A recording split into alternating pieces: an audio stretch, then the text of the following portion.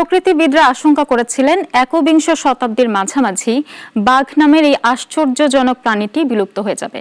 এর মধ্যেই ভারতের টাইগার রিজার্ভগুলো বাঘ সংরক্ষণে সাফল্য দেখাচ্ছে। রাজস্থানের জয়পুরে নাহারগড় বায়োলজিক্যাল পার্কে জন্ম নিয়েছে 5টি বাঘ শাবক। 5টি বাঘ শাবক ঘুরে বেড়াচ্ছে তাদের ঘেরাটোপে। কেউ ঘুমিয়ে আছে, কেউ আবার মাতৃস্নেহে নিশ্চিন্ত।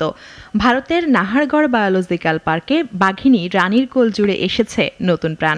इसी वर्ष 27 अप्रैल को भी हमारे यहाँ जो टाइग्रेस रानी है उसने 5 शावकों को जन्म दिया है। तो इस तरह से जो नाहरगढ़ बायोलॉजिकल पार्क का जो टाइगर कंजर्वेशन और ब्रीडिंग में काफी अमूल्य योगदान है। এখনো পার্ক কর্তৃপক্ষ শাবকদের জনসাধারণের সামনে আনেনি, তবে কয়েকদিনের মধ্যেই তাদের আনুষ্ঠানিক প্রদর্শন শুরু হবে বলে জানানো হয়েছে। ভারতের বন ও পরিবেশ মন্ত্রণালয়ের সর্বশেষ হিসাব অনুযায়ী 2022 সালের সর্বভারতীয় বাঘ গণনায় দেশটিতে বাঘের সংখ্যা দাঁড়িয়েছে 3682। প্রতি বছর প্রায় 6% হারে বাড়ছে বাঘের সংখ্যা।